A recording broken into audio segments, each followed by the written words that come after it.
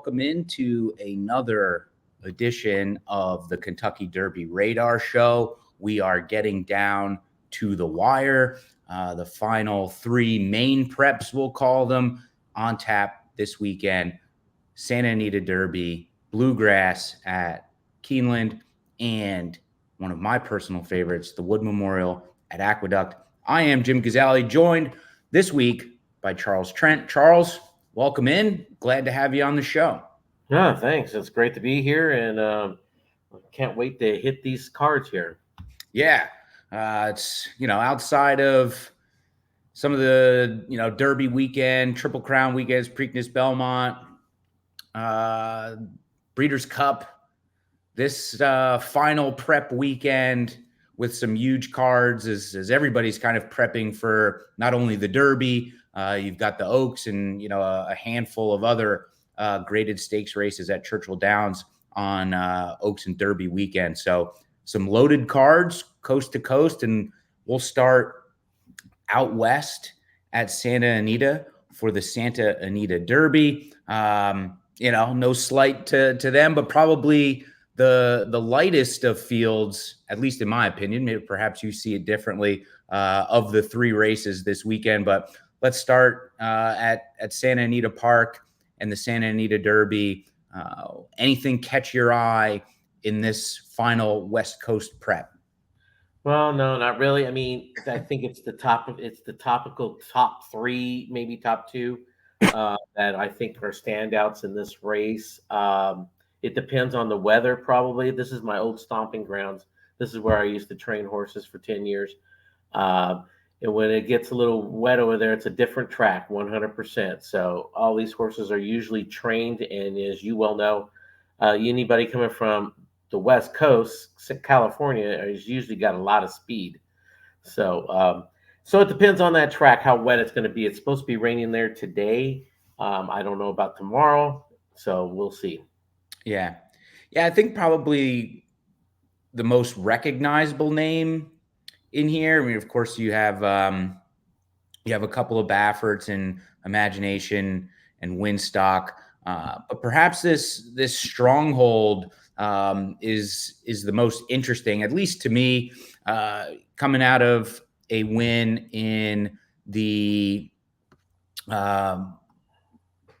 Sunland Derby. It's just kind of always been around it. Antonio Fresu is an excellent rider, wins in bunches out at Santa Anita. I think this horse is probably a cut below some of the other horses that we've seen on the Derby radar trail. But overall, I think for me, at least, this one was certainly a major player in this race. Oh, I totally agree. As a matter of fact, I definitely think it's in the top three horses. It just depends, once again, how it really plays out. But this horse has been knocking on the door all the time, or either in the winner's circle or knocking right there. I mean, you have to admit, this horse has done everything they've asked.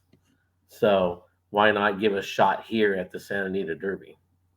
Yeah, especially, I mean, he got beat up pretty good by Nisos at the end of last year in that Bob Hope. Nisos,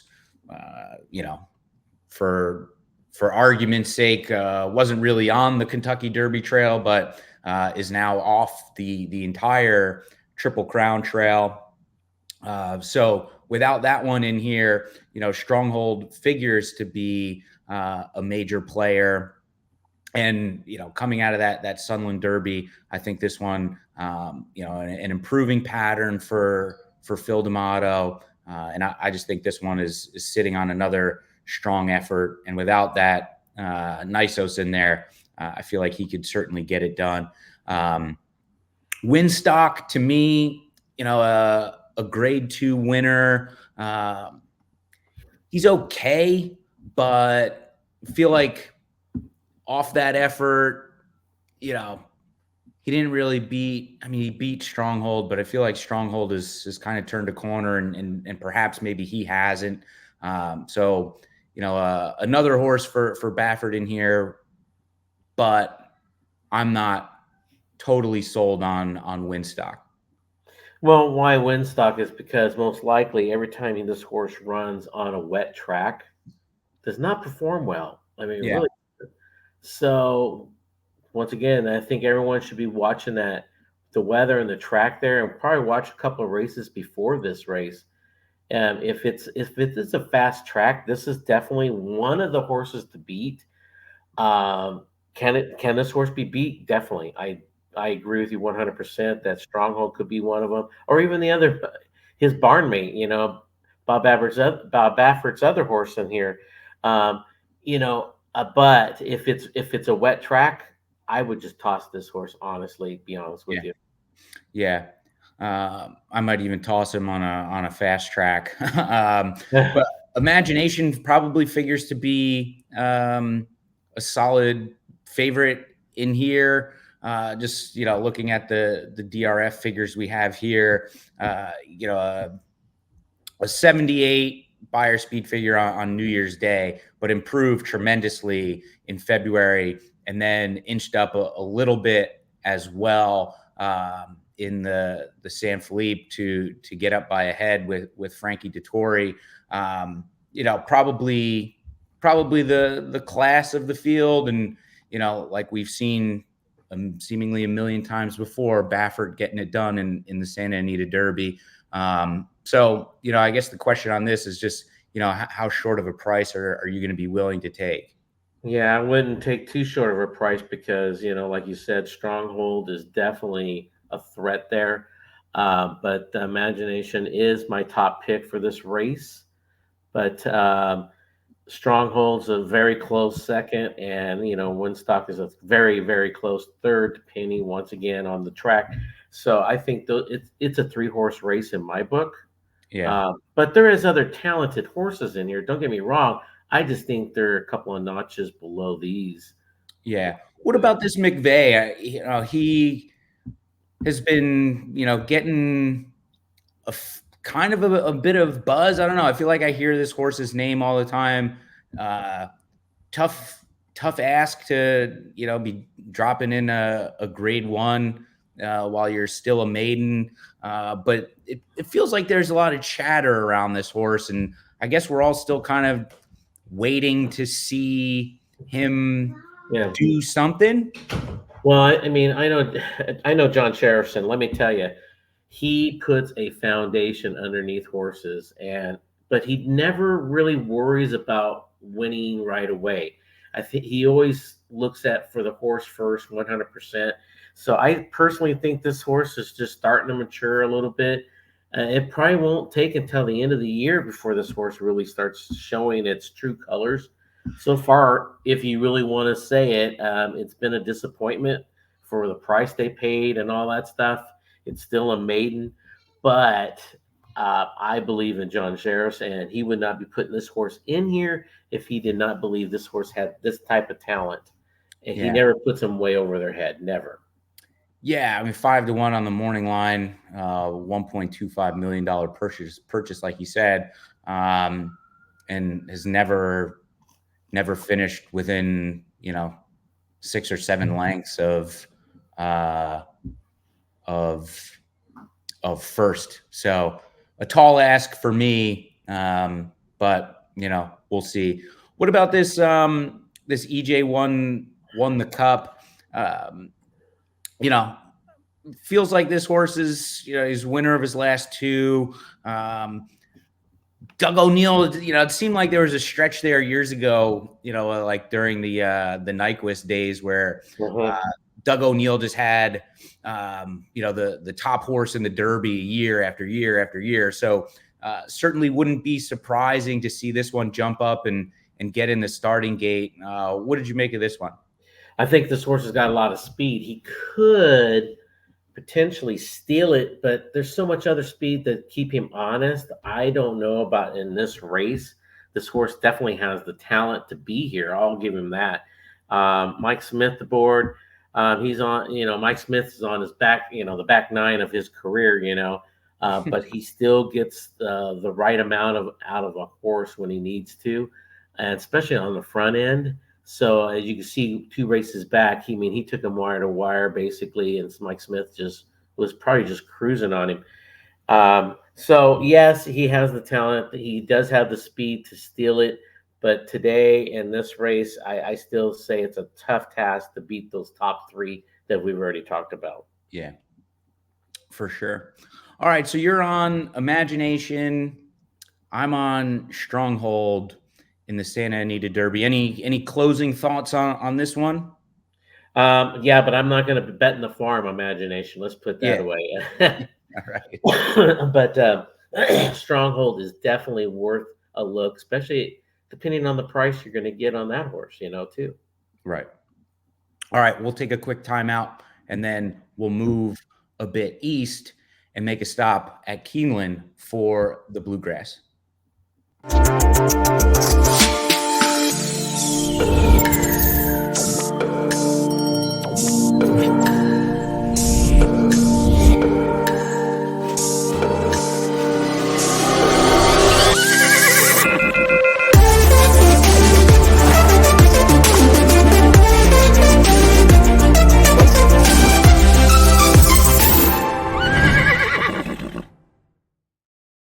Solomini, a top 10 first crop sire in 2023, standing at McMahon of Saratoga. 14 first crop winners, including My Shady Lady, winner of the $500,000 New York Stallion Series Fifth Avenue Stakes, Grade 2 winner, Winstock, and Stakes winner, Solo Shot. Solomini, the 7th leading freshman sire and the only top 10 freshman sire with a Grade 1 or Grade 2 winner. He sired a $700,000 two-year-old at the OBS April sale. His juveniles sold for nearly 6 figures on average, more than 12 times the stud fee. Solomini, a controversial DQ from being a Grade 1 winner by 2-time Horse of the Year Curlin, standing at McMahon of Saratoga Thoroughbreds.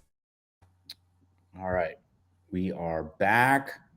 We are moving over to Keeneland and looking at the Bluegrass on Saturday. Here we go. Like you said that the Wood is your favorite race. Yeah. This is my favorite race. Every year, I always look forward to the Bluegrass. Maybe it is because I'm living in Kentucky, but no, but it always has been one of my favorites. Yeah, it's I feel like it's always one of those final Derby preps that carries a lot of weight. What did we see last year? It was it Tapit Trice that just got up over Verifying, and both of those horses took a fair bit of money in the Derby, and then the year before, a couple years before that, Zandon comes to mind, and he finished third or fourth in the Derby that year. So a bunch of top horses here, including Sierra Leone that I've been super high on since the beginning of the year. I know John's been super high on him even before that, and we'll get to him. But who did you like here? Who stuck out? And where do you think where did your handicapping prowess take you, Charles? Well, it went to my Kentucky Derby pick pretty much since December, which is Sierra Leone. Yeah, but I have to admit, this race is it's got a little kick to it. It's got some spice in here. I mean, there's a lot of horses that has a shot to do something in here. I say this: if Sierra Leone, which I do believe will win this race, if he does, I don't think no one's going to touch him in the Derby. I'll say that right now. But this is probably a very, very good race, and it's probably Derby-esque. It should be. It's this type of talent. I mean, you got 4 or 5 horses in here, easy, that we could sit here and make a case for to win this race. Yeah, for sure. And I think that that probably starts with not only Sierra Leone but Dornoch, who beat Sierra Leone, came back on Sierra Leone in that Remsen back in December at Aqueduct over a muddy track. Just a touch as well, who ran second in the Gotham back at Aqueduct, also over a sloppy track. It seems like Aqueduct has just been underwater. It seems like all winter. Yeah. And who else was the other one? I guess those were really like the top three. I think. Track. Did you mention Track Phantom too? I mean, that's another one that's a. I don't think Track Phantom's in this one, is he? No. I was just saying that he was basically Track Phantom is one of these horses that's been running against like Sierra Leone and stuff like that. Yeah. So. Yeah, it's Sierra Leone for me. I mean, this horse has done nothing wrong ever. Matter of fact, I think he was surprised by Dornoch in that race that he got beat by. To be honest with you, I just that's when I started falling in love with that horse. When he got surprised and finished second, to me that was an excellent race to show me that he has it. Yeah, for sure. Any of those other top horses intrigue you at all? Definitely Dornoch. You have to admit Dornoch's has a shot here to win this or pick up more points by finishing in the money somewhere. So Dornoch's most likely going in the Derby just because of his points and what he's doing.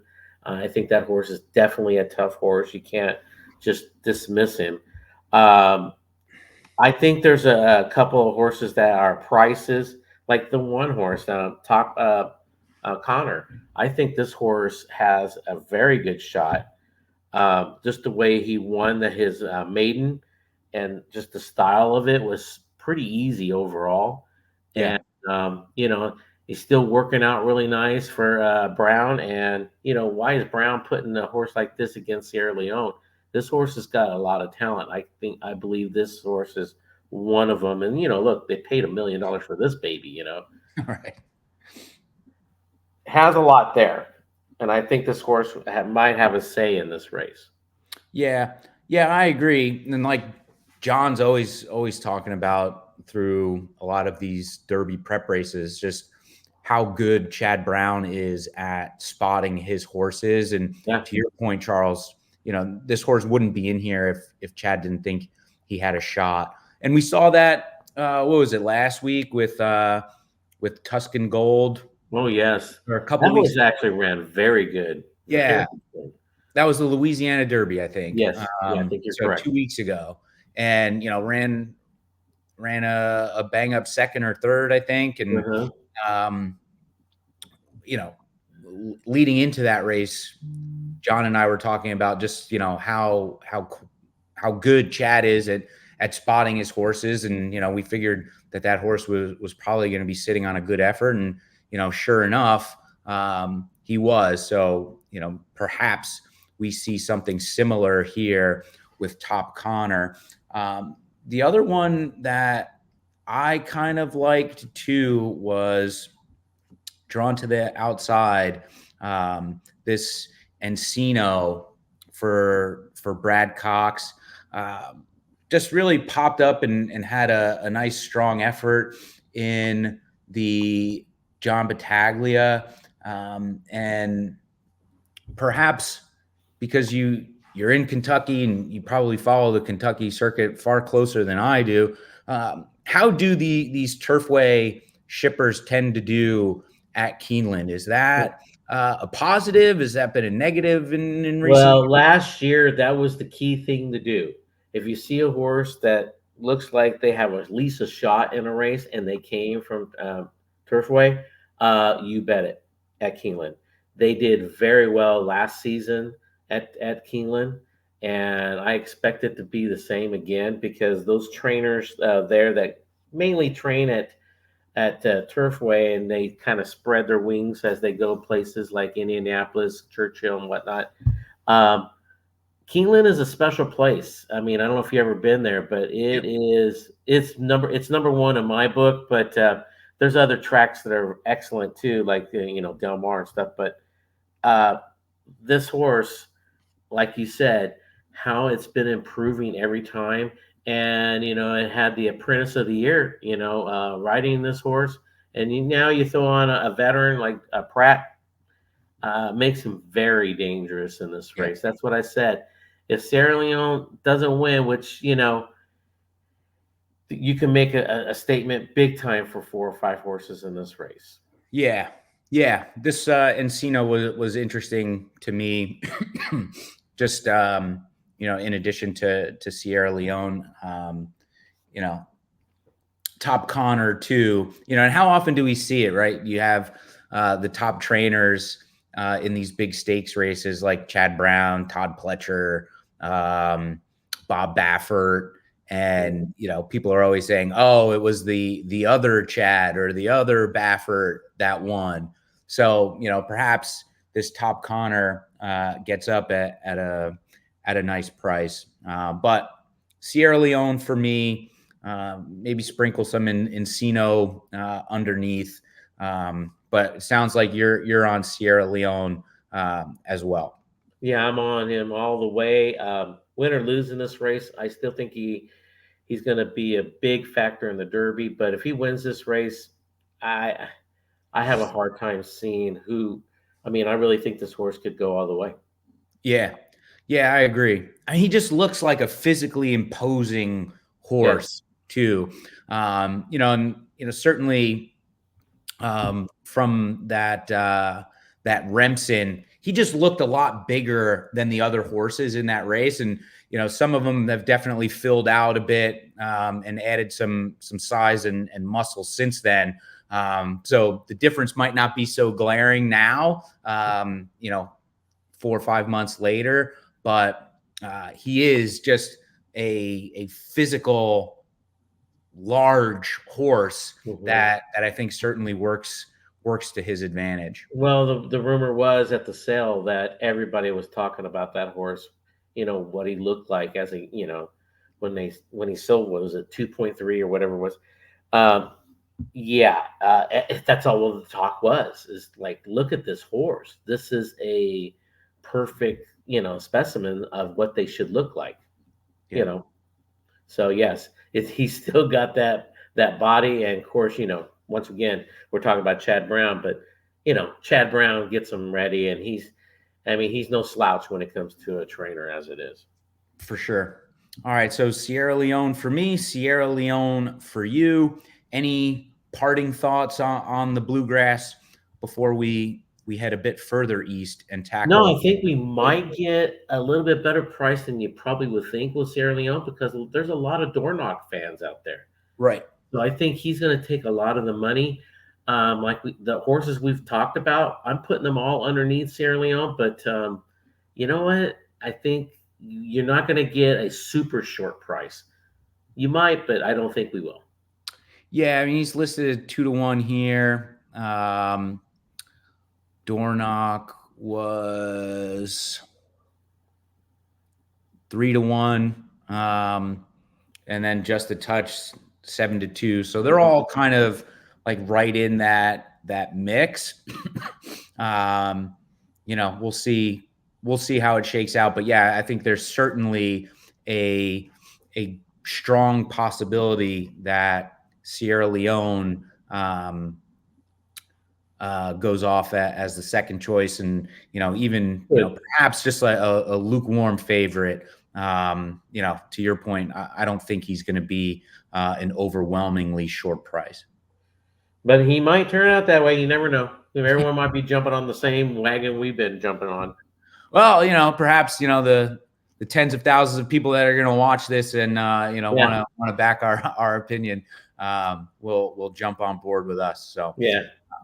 All right, one more quick timeout. We'll come back and we'll cover an absolutely loaded starting gate in the Wood Memorial.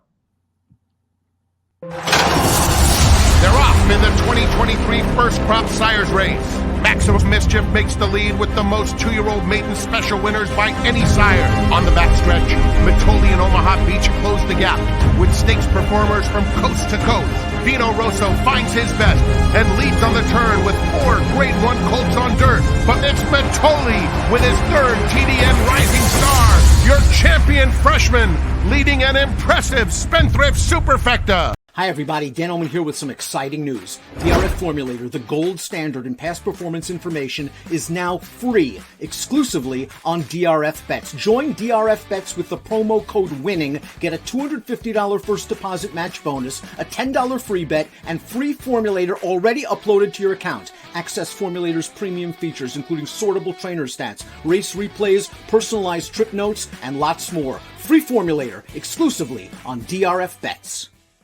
You want horsepower? We've got the sire power. Central Banker, New York's leading sire 3 years in a row, standing at McMahon of Saratoga. He has 12 black type winners, including multiple stakes winners and graded stakes placed Bank It, Morning Matcha, and Bank Stink.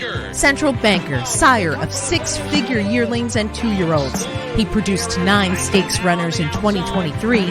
Runners have earned $20.5 million on the track. Central Banker, standing at McMahon of Saratoga Thoroughbreds. All right. The Wood Memorial at Aqueduct, where the days at the Big A are numbered. Probably only 2 more Wood Memorials if everything goes according to plan, I guess. 2 more Woods at Aqueduct before we say goodbye to the world's greatest racetrack.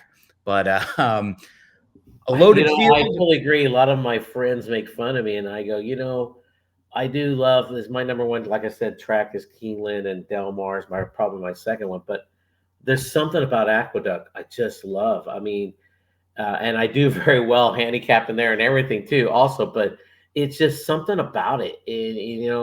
Maybe it's because it's old. It's got some, history there, just like, Churchill and Keeneland and stuff. But it's kind of a crying shame that this is going away. Yeah. So I'm starting on the inside here with post 1 and 2, Resilience and El Grande O. I think in a deep field like this, getting to the favorite, I think we should be looking for ways to beat the favorite in a large field. And my angle on Resilience isn't rocket science. He faced a lot of these top Derby contenders in the Risen Star in Sierra Leone. Track Phantom was a quality horse, and Catching Freedom, who came back and had an impressive win in the Louisiana Derby. So I think Resilience has been running against the top end of Derby contenders, only finished 3.5 lengths back. I think he gets a bit of a softer spot in here over a fast track. And I feel like he is certainly in the mix here for Bill Mott, just given the company that he's kept in his last race coming back here. I think he's a strong contender. Yeah, for the way I handicap this race, you have your 2 favorites that are probably going to knock it out, and I mean they're hard to choose from. But like you said, when you go out for price horses, in my book, this was one of them, and the 2 horses, the second one. Those 2 horses, I see them as price horses, and would not be shocked if either one won this race, and they're going to pay pretty good, both of them. Like you said about the one horse here, look at the company he's been keeping. I mean, excellent, like you said, and has not really done anything wrong. He's been right there. And the same thing with the 2 horse. I mean, the horse has been in some grade 3s, running against some nice horses, Why not? This horse, they can knock on the door and now they might wake up. and especially for a price. Yeah, I mean El Grandeo, just kind of ran out of steam, I guess, in that mile Gotham last time out, but didn't finish all that far back from just a touch, like we just talked about. It'll probably go off as the third choice in a pretty competitive bluegrass at Keeneland, and El Grandeo wasn't that far off him, and I think the stretching back out to a mile and an eighth will really help El Grandeo. Linda Rice has been absolutely on fire. Has she done anything wrong in the past year? And she won I think she won five races. Yes, it was yesterday. Yeah, to start the week at Aqueduct. So certainly a strong contender, El Grandeo. I think this one is kind of shown that he doesn't need to be on the lead. I think there's some others that'll probably go forward here. But I get the sense that El Grandeo is going to be sitting right off of the leader or leaders, and I think he should have a decent run down the stretch, and certainly is a contender in here. Yeah, I think that last race for him was he just got too caught up in pushing too much speed, and he needs to relax just a little bit. So you're right. I think going back to a mile and an eighth is actually a benefit for this horse. Yeah. Deterministic will be favored in here. His win in the Gotham was quite impressive for Christophe Clement. Again, just a couple of question marks. Are you going to take the price of him being favored? Never gone 2 turns, never gone a route distance on a fast track.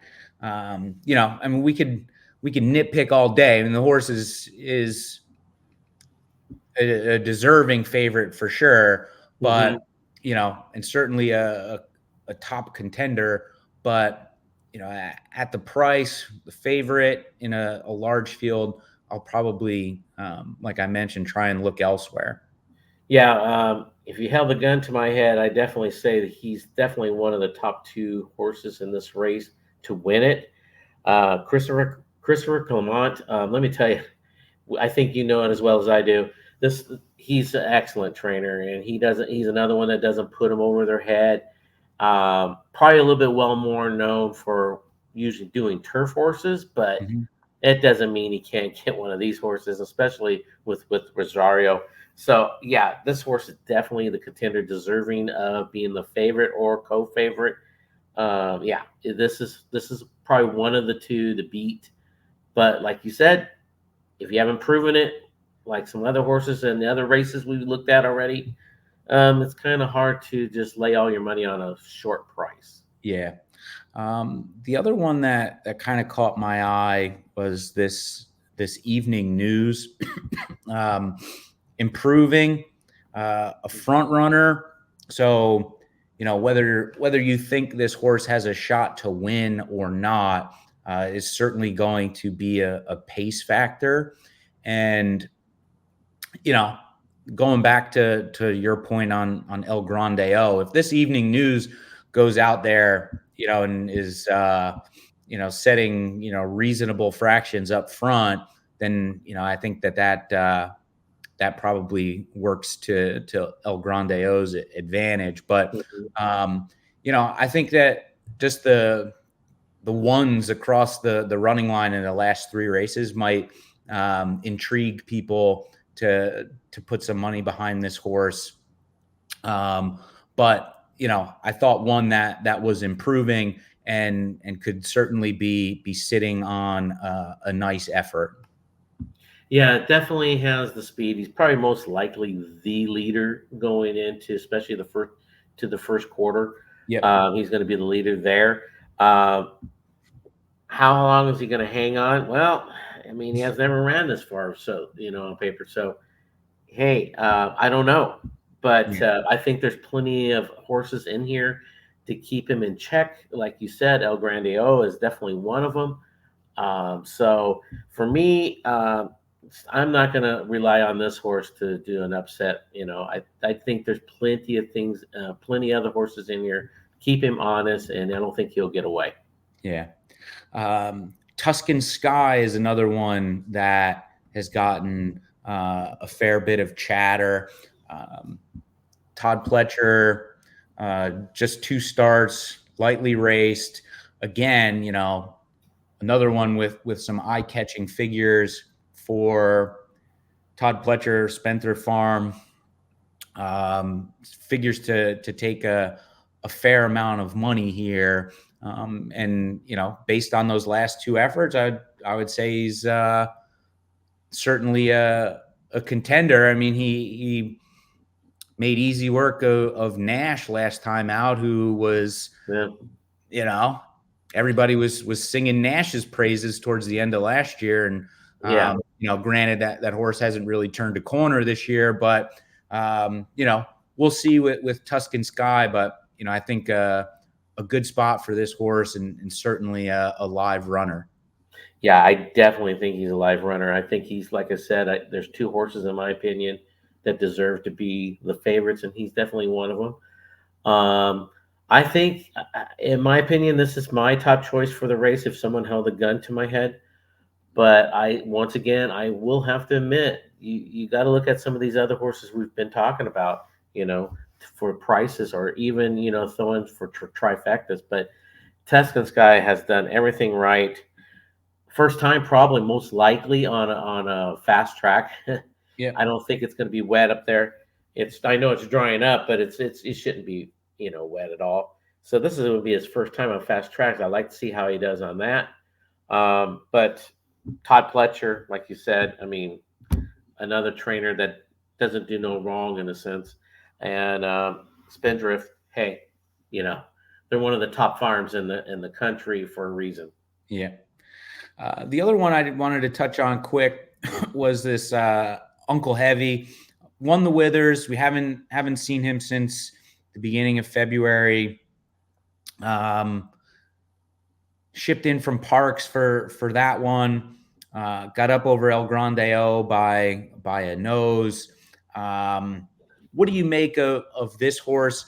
I haven't been too high on him, though. Seemingly has been doing everything right. Should factor in, getting.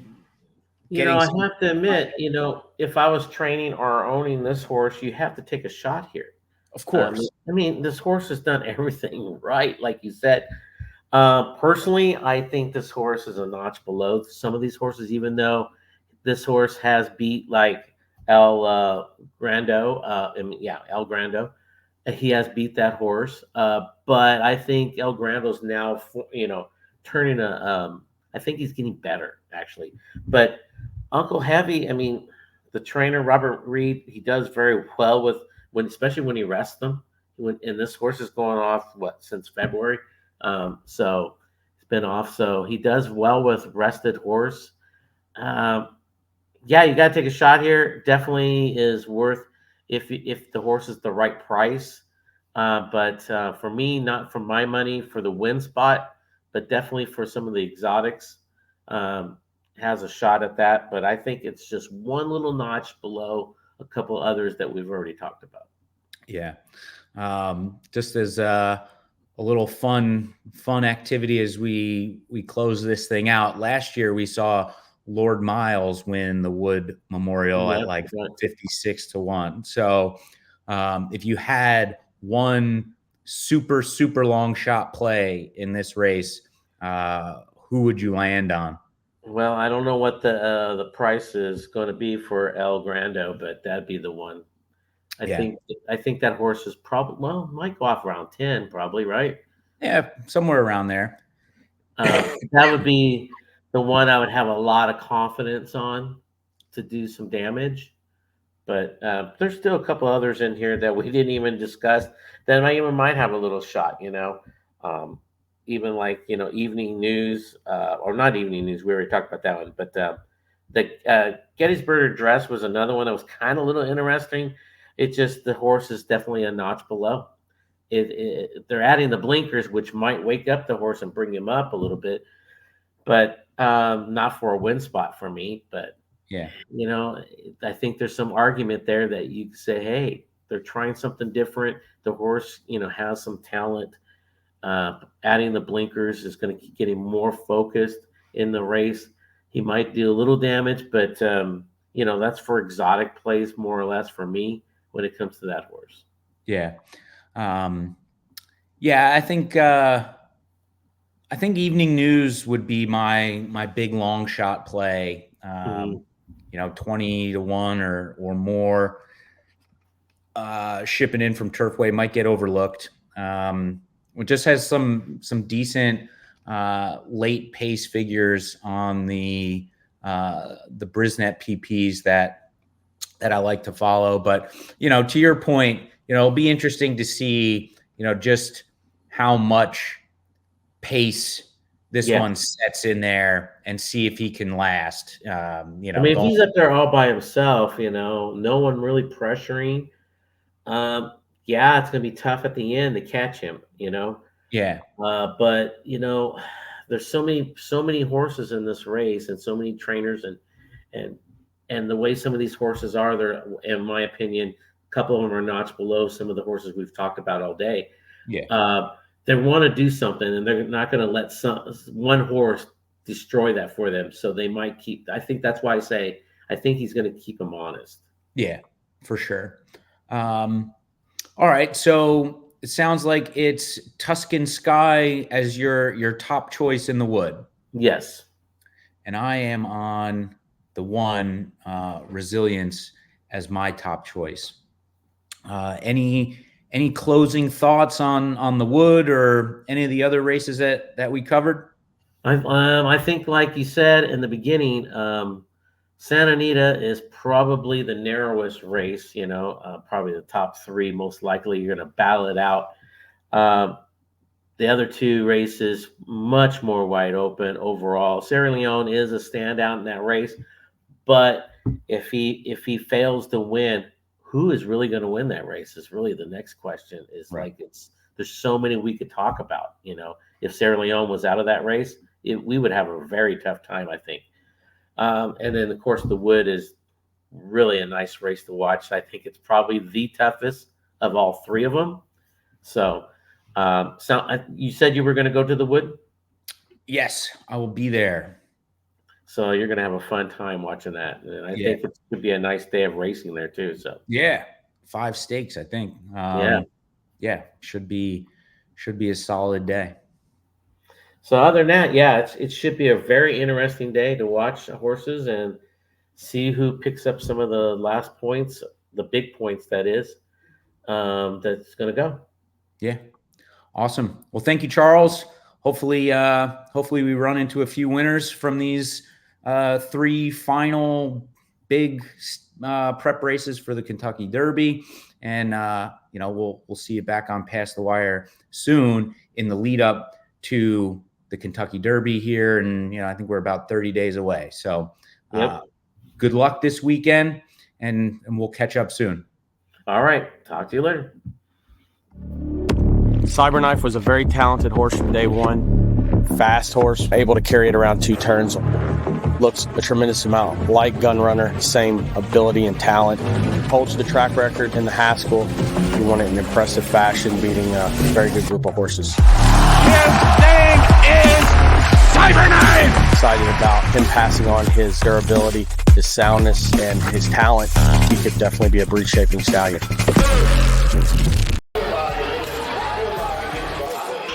Nobody does it better.